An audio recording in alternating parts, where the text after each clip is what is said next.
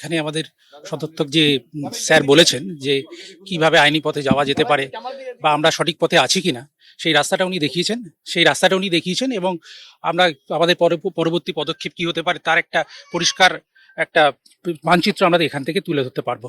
তো উনি সরকার পক্ষ তো পিটিশন করেছে এবং আইনি পদক্ষেপ আর কি কি করা যেতে পারে সেই বিষয়ে আমরা নিজেদের মধ্যে একটা আলোচনা করছি এবং ইন্ডিভিজুয়ালি যদি আমরা অন্য কোনো পথ যদি আমরা বের করতে পারি সেটা নিয়ে আমরা আলোচনা করে সেই পথে আমরা এগোবো। জানতে এসেছিলেন যে আইনত ওদের কাজ ফিরে পাওয়ার সম্ভাবনা আছে কিনা, সেটাই পরিষ্কার করে বলে দিলাম যে সুপ্রিম কোর্টের রায় হওয়ার পর ওদের আর পুরনো কাজ ফিরে পাওয়ার কোনো রাস্তা নেই।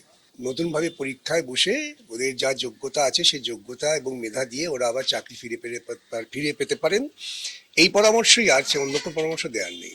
সরকারের বিভিন্ন বিভ্রান্তিমূলক প্রচারের ফলে আরো বিভ্রান্ত হয়েছেন, অসুবিধার মধ্যে পড়েছেন।